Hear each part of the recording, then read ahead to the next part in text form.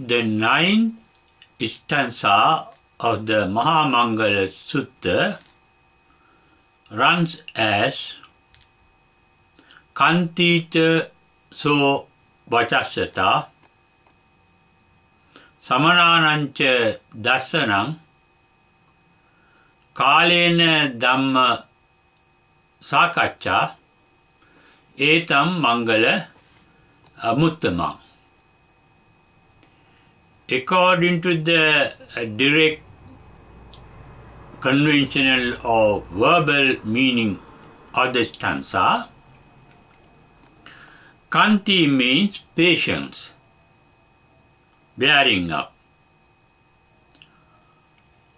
So Achasata means, the dictionary meaning is obedience. Samananancha dasana, seeing the samana, the sight of the samanas or priests or monks. Etam mangala kalena dhamma sakaccha, timely religious discussions on the Dhamma. Etam mangala muttamam, these are blessings. It is beyond questions, in the ordinary life, these qualities themselves are blessings. Patience is a blessing. It avoids a lot of conflict, war, fight and trouble. Obedience. Obedience is a bliss. When obedience means listening to the others, understanding them and not going against them. When you are not in conflict in a social sense with others, they may have a different view than yours. They may follow a different religion than yours. But if you can tolerate them, that tolerance is a kind of social obedience. Obedience to social morality. Obedience to religious morality. Obedience to law. They themselves are blessings. Kantita so vachasata samananancha dasana. The sight of the priest, monks, those who had devoted their life to their own religions, they lead a better moral life and better calm and quiet life, peaceful life than the ordinary. And seeing them is a blessing. Kalena dhamma sakaccha. It is through discussions that you can have a better understanding of your own religion. The teachings, or here means the teaching of the Buddha.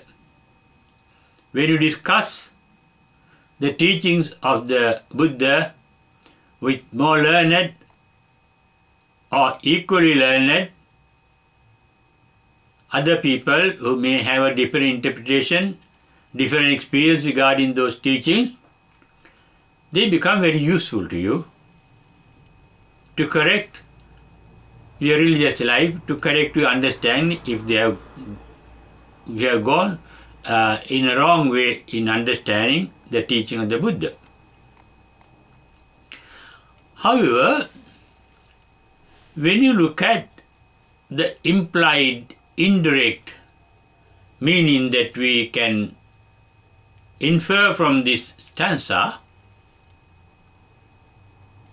it is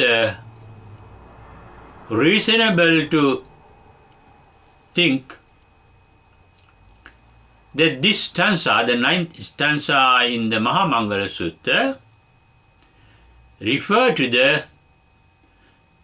to some salient features in the mind of a non-returner.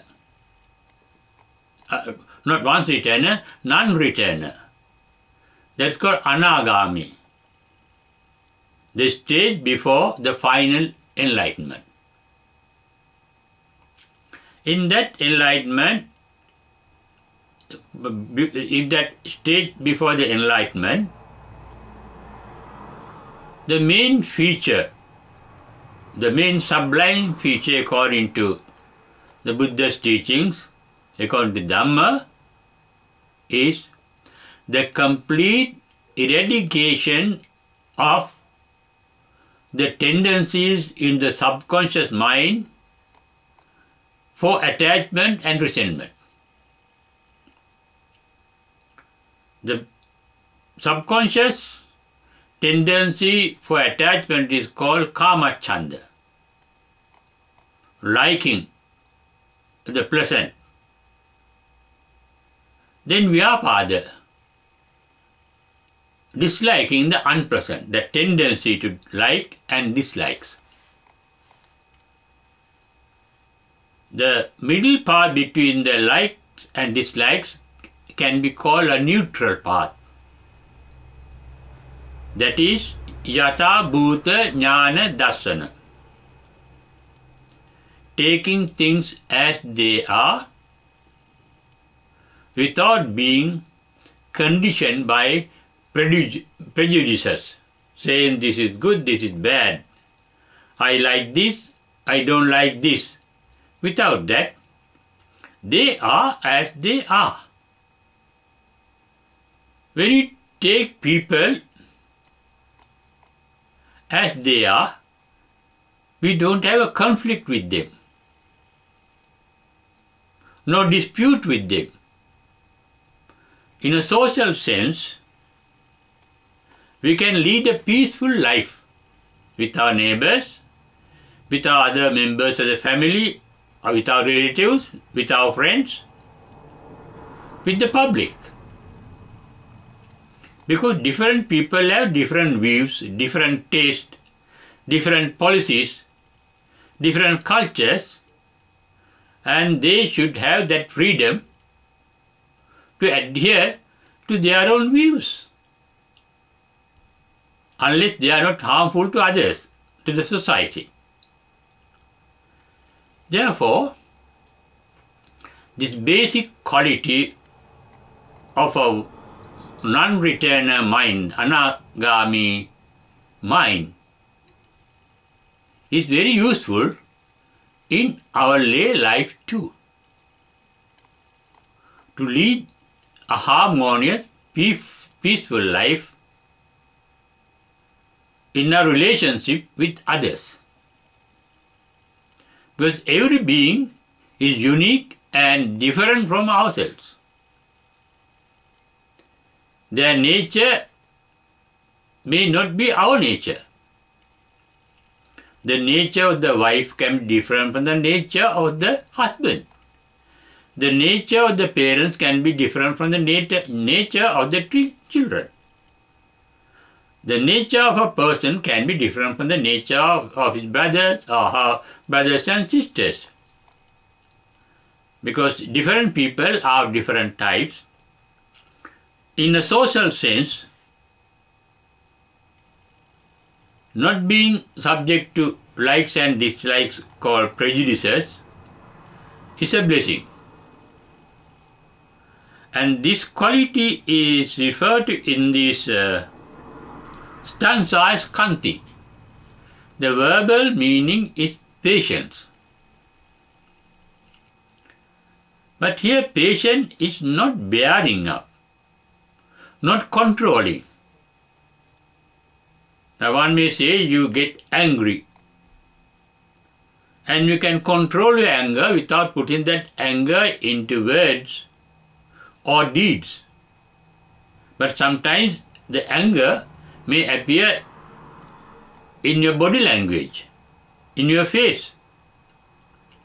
But here Kanti is going beyond that control. To control, there must be a self, a ego. And to control, there must be a division within oneself. One part is angry in your mind, and another part says, anger is bad. Don't use that anger in your thoughts, words, or actions. Then there's an inner conflict between two parts of the personality.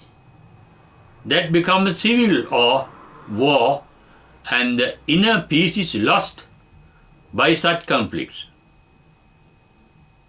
by such disputes. But here Kanti means being peaceful.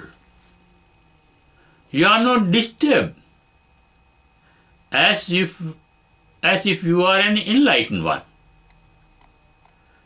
When enlightened one are said, Puttasya loka dhammehi cittang nyasana kampati.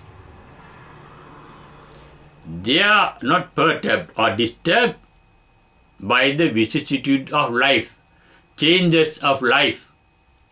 The Astaloka Dharma,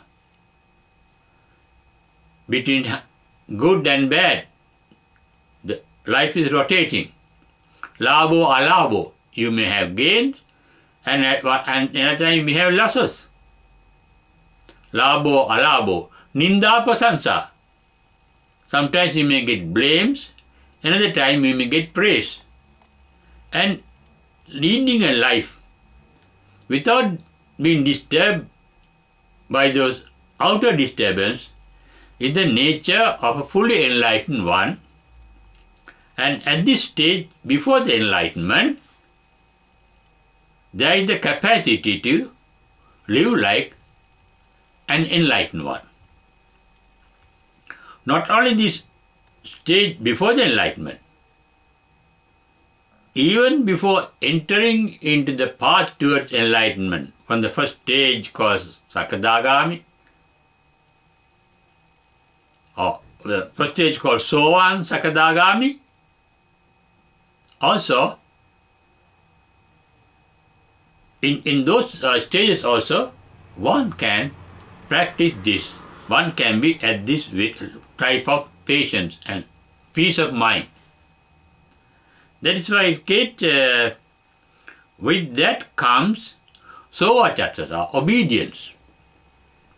Here obedience means respecting other people's views, ideas, not coming into conflict with others.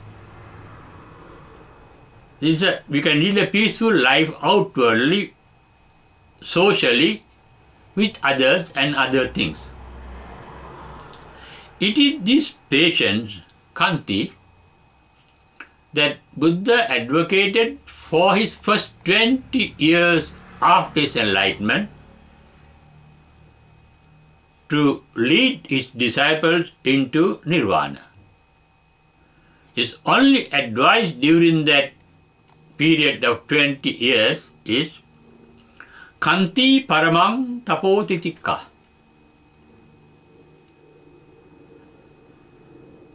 Kanti. Patience is the highest asceticism, ascetichood. We can lead the life of an ascetic only if we are patient. Here Buddha referred to the patient because these people live like ascetic very often in the forest, and they had to undergo difficulties and obstacles. There may be mosquitoes and not hurting them, or not hating them, not killing them. There may be different flies and other insects causing you pain. But the ascetics living in the forest, they had to be patient. They had to undergo hunger sometimes. They had to undergo thirst sometimes. They had to get wet in the rain. They had to undergo cold weather. They had to undergo hot weather. They may undergo the suffering of sickness. And in all those natural events of life, the main advice of the Buddha is to take them as they are. There is one religious principle behind it. You get either pain or pleasure in this life only if you deserve it, according to your previous karma.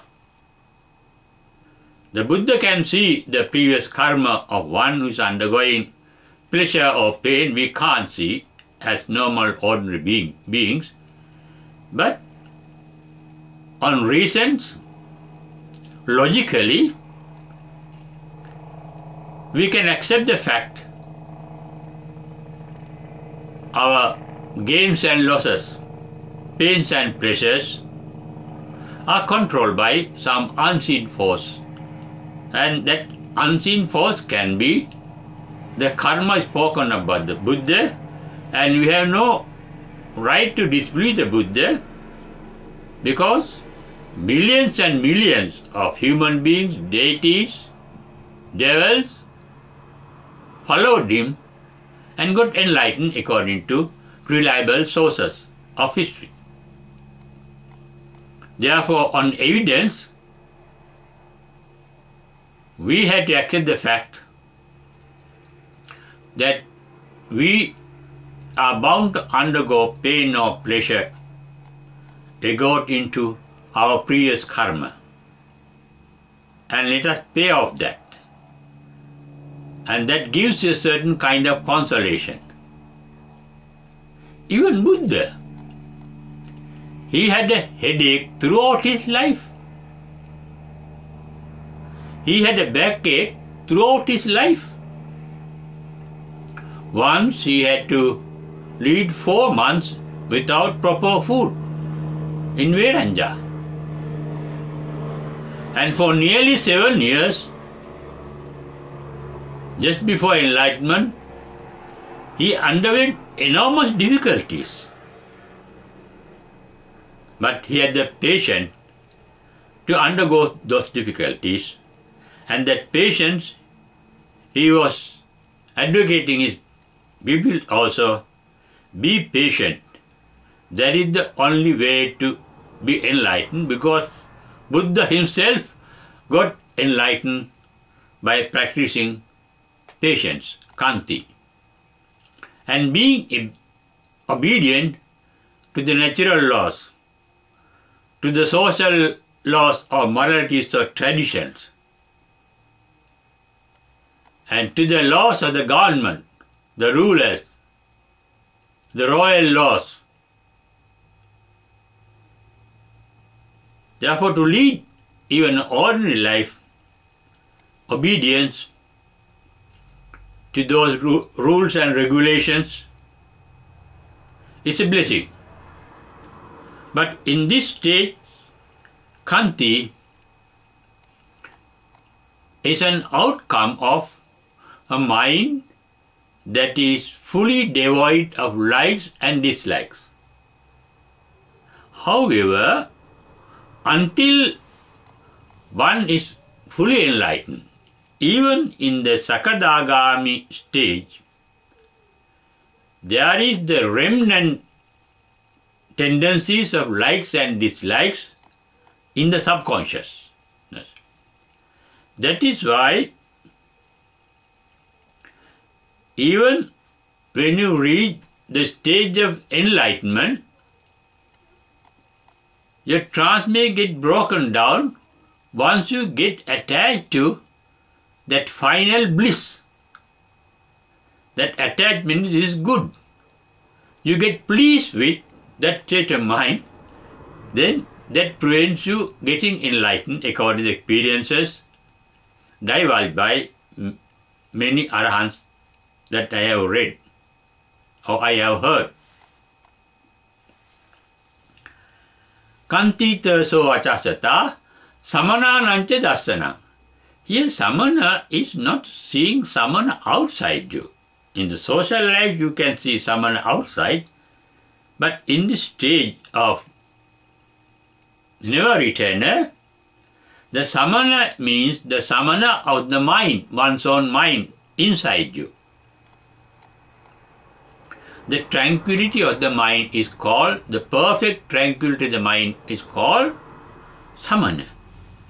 The perfect peace of mind, tranquil and peaceful. That means there is no inner conflict. There is no division between likes and dislikes.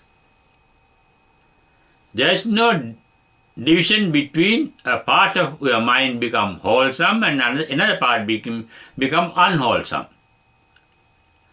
A part of your personality gets angry and another part of your personality says anger is bad.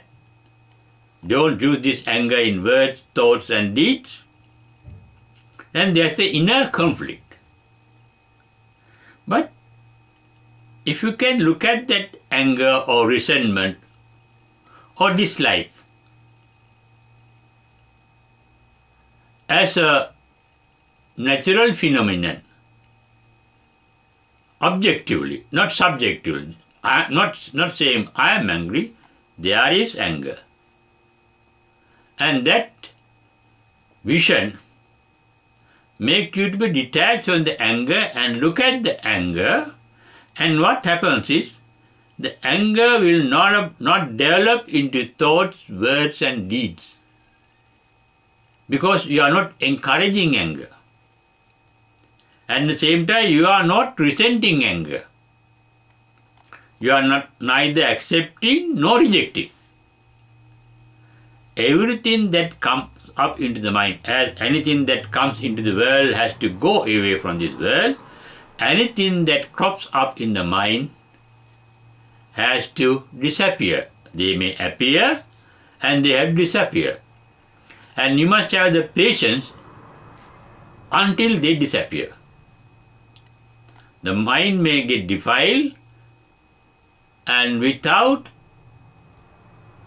rejecting that, without resenting it, if you can look at it patiently, then there's an inner peace without being conflict with that unwholesome nature that crops up naturally inside you due to a hated traditional or tendencies of your heritage. Maybe a blood heritage or maybe a mental heritage. They come and they vanish. And at this stage, there is perfect patience. That is, patience means neither liking nor disliking anything. Because never returner's mind is free from both likes and dislikes. And therefore, there is the peace of mind called, you can, samananyanta dasana means you can see, not with your eyes, but with your insight. Not the sight of the eye, the mind is seeing, like vidarsana, it is insight. Seeing by the mind, the nature of the mind. Samanananta dasana means the mind becomes aware of its own peaceful nature.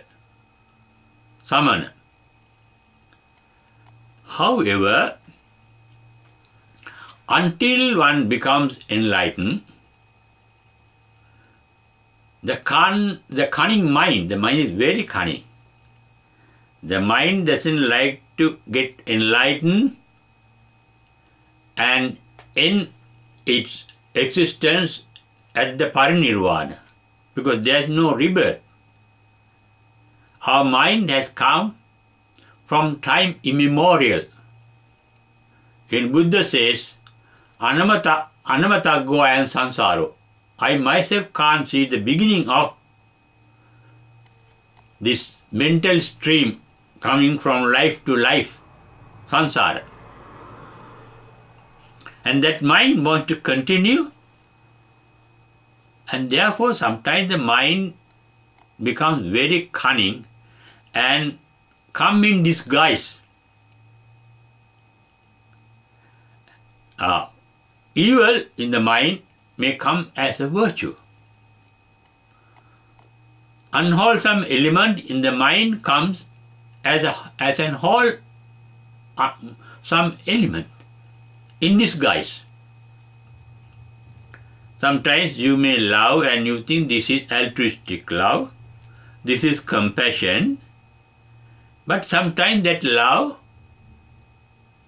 may be a desire, an ambition, an attachment in disguise. Parents love their children, but that love is not pure. They think we are very compassionate, they are very kind to children, but it may be some expectation.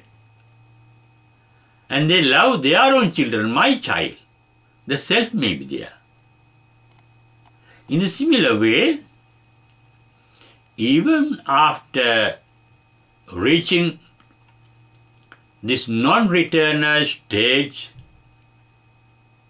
there may be certain remnants of mental defilements hidden deep in the subconscious, and they come to your conscious mind because you are really almost enlightened. Then you will be rejected. The unwholesome will be rejected by the mind.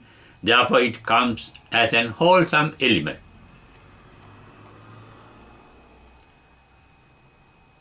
This happens not only at this stage, throughout your life.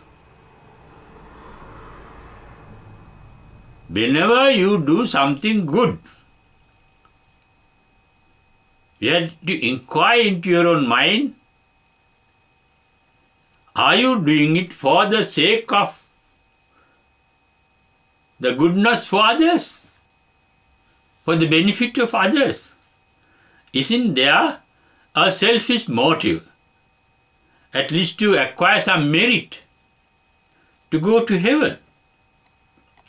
In all our activities, in all our good activities in this day-to-day normal life, our self is there, sometimes disguised as unselfishness, disguised as altruistic love, pure compassion. But if you inquire into it, you will find there is some kind of defilement in that. Here, the Kalena Dhamma Sakaccha means inquiring into it. Sakaccha is discussion. Dhamma means kusala dhamma, akusala dhamma, avyakata dhamma. Even the avyakata dhamma may be self-motivated. It can have a motive. If there's a motive, then there is a self there. The nature of the self there. Therefore, whenever your mind is sublime, peaceful, calm and quiet, inquire into it. Is this mind fully enlightened? Are there any remnants of mental defilements in me disguised as virtues and as wholesome elements? This is what is indirectly meant by Dhammasakaccha. We have to note in the other two stanzas, prior to the 9th stanza, the word Dhamma comes. In the 7th stanza, it says Apamadota Dhammesu. Apamada means being fully aware. without any delay. Whenever a Dharma crops up your mind, maybe a good Dharma or a bad Dharma or a neutral Dharma, being aware of the nature of the content of the mind. Dhamma means content of the mind. The content of the mind is dynamic. With the content get filled and they flow in, they flow out. The mind is like a river. You can't step into the river twice, as Heraclitus, the Greek philosopher in the 5th century BC, said. Therefore, when you look at our own mind, the content, at the very moment, that content changes, dynamic. And seeing it instantly, without any delay, being aware of it is called appamada. Appamādoti dhammesu. That is the first step in meditation called satipatthana. Practicing of mindfulness. You become mindful. Appamādoti dhammesu. That what happens in being mindful at the beginning of meditation. Buddhist meditation. Then kālena dhamma savana. The 8th stanza says, Savanam means listening, hearing. Now, being aware is an indeliberate act. It happens naturally and spontaneously. When you are listening to your own mind, then there is some kind of intention, deliberation in it. Here listening is, you become aware of appamādoti dhammesu, and you listen to means you understand the Dhamma. The word savanam is used with regard to the mental phenomena. It due to the fact all mental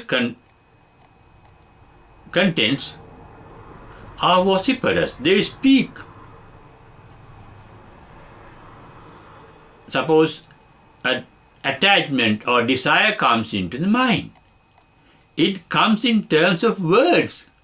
I like this, I like that. I like him, I like her. That desire is speaking. This is good, this is bad. Hatred or resentment. I don't like that. I don't like this. I don't like him. I don't like her. The mind is mute. It has a silent language, silent speech. Therefore, in the 8th stanza, kālena dhamma savanam means listening to the speech of the dynamic mind, what the mind is saying. That is thought process. Thinking means speaking silently, mentally. Then at this stage that we are speaking of, anagami, the 9th stanza says, kālena dhamma sākacca. Now I explained to you, sākacca means inquiring into it.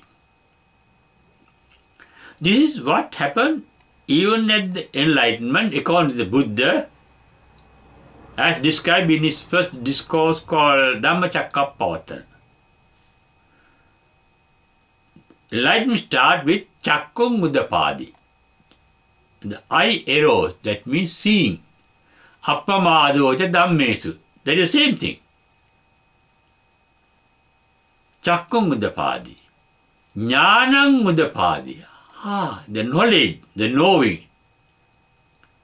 Because kālena dhamma savanam. You listen to it and you recognize it.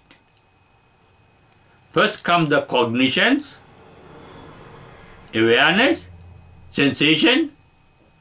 Then comes the recognition, understanding.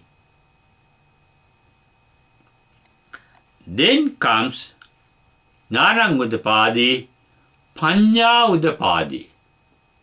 Panya means wisdom comes. The wisdom is the capacity to distinguish between what is right and what is wrong, what is good and what is bad. These three stages refer to three Pali words. In the first instance, vijanati, vijnana, sensation. Then second stage, janati, knowing, understanding. Then wisdom, pajanati, that is prajna, knowing through wisdom. The Buddhist meditation is called the wisdom meditation or the meditation of insight, vidassana. Panya bhavana means wisdom of meditation of wisdom. When the mind is at this stage, anagami stage, it maintains superficially the quality of an enlightened mind.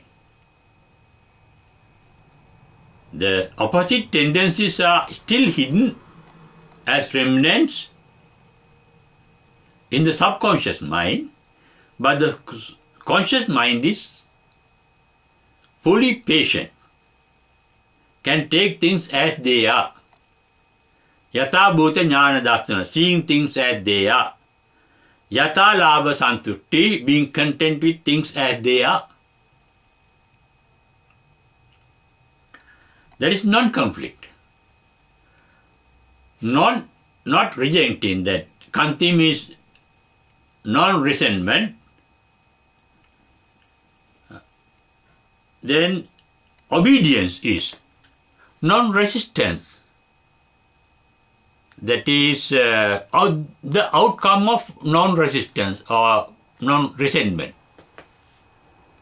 You become obedient means you accept things as they are, because you have the quality called the patience, the capacity to take things as they are without any conflict, without any resentment. And this nature you can very well see in the life of the Buddha. Now, for example, his worst enemy was Devadatta. Now he wanted to depart with the Buddha and have a separate gathering for himself.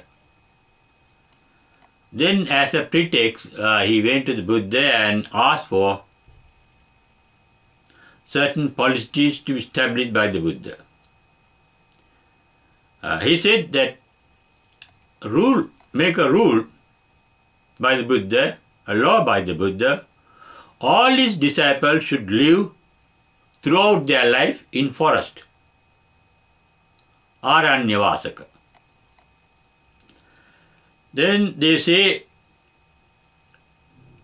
throughout their life, they should take food only by going arms round. Only food they go out and beg from house to house. That is pindapatika. Then they should wear only the clothes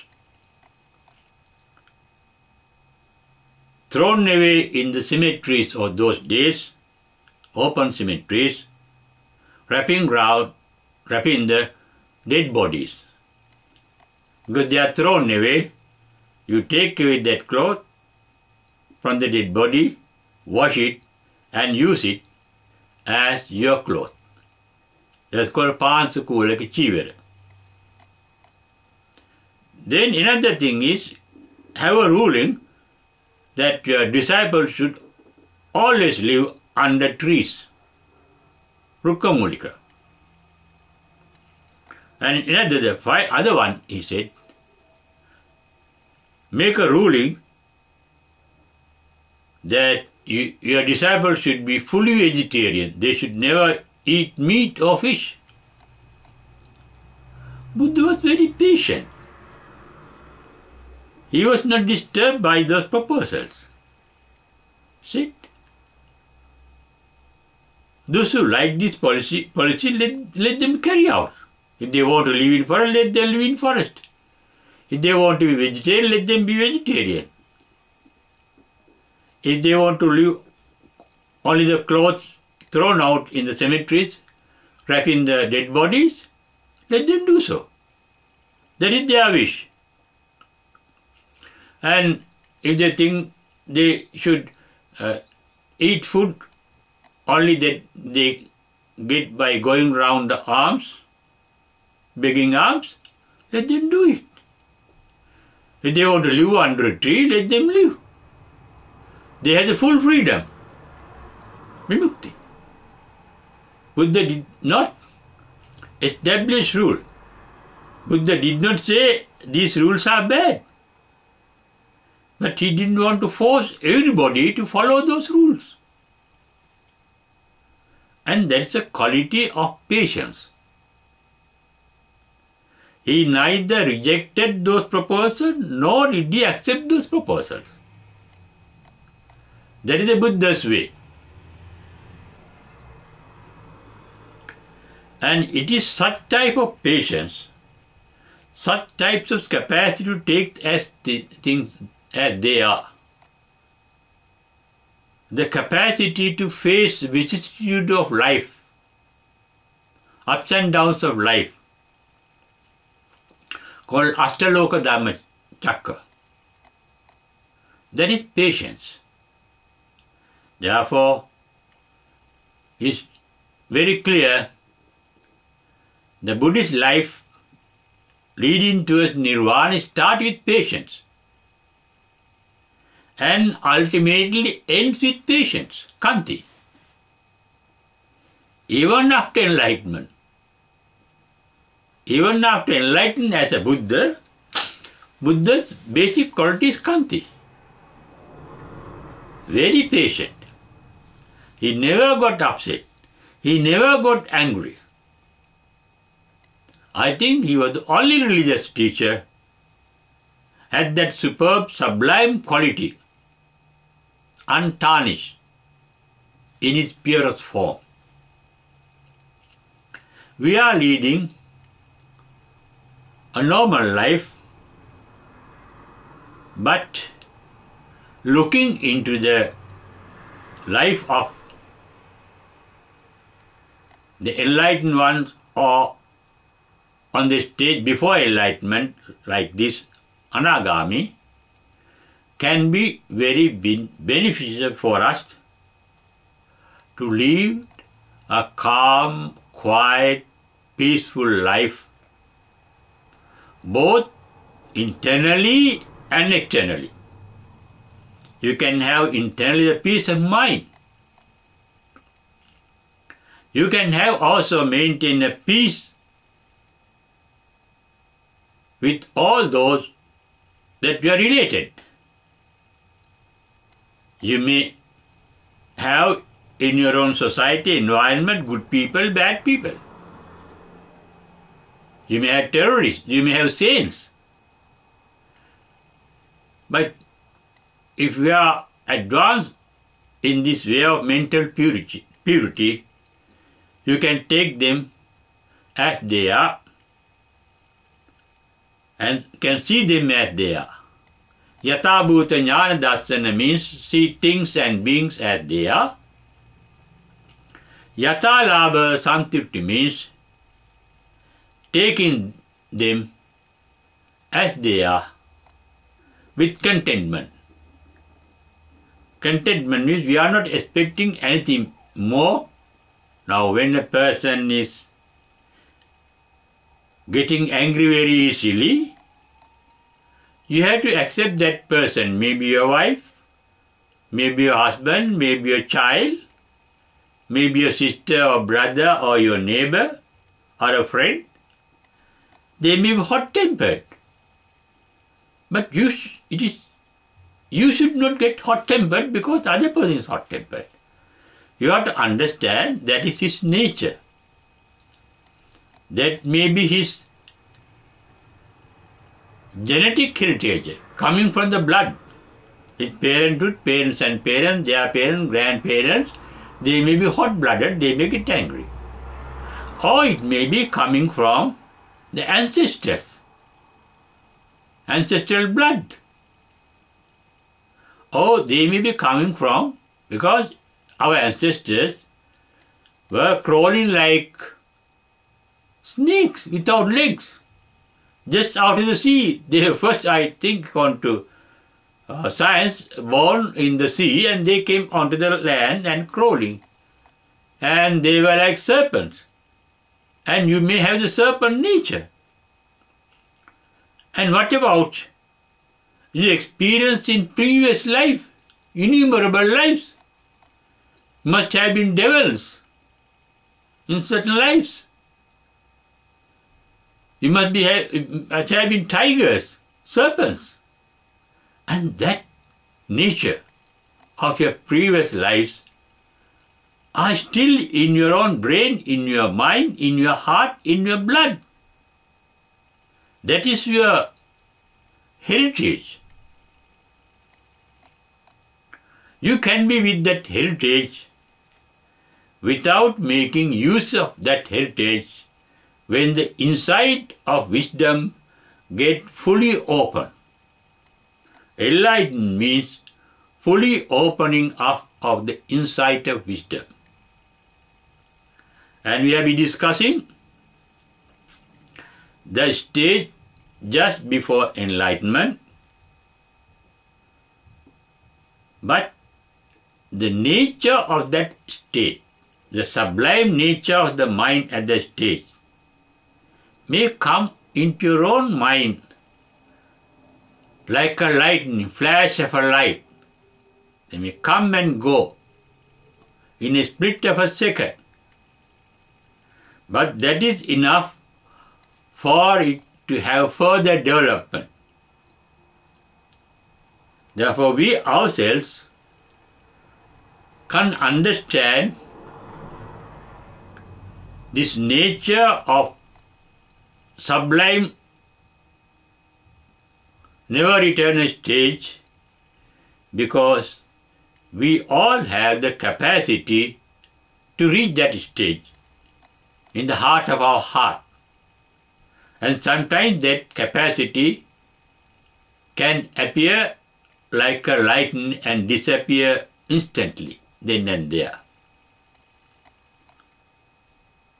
By listening to these words, you may be lucky enough to prolong those flashing instances into few seconds or few minutes, and gradually into few hours, few days, and so on. Therefore, looking into the Mangala Sutta from this angle, to see the implied meaning can be beneficial to you both in your lay ordinary life as well as in your spiritual life leading towards Nirvana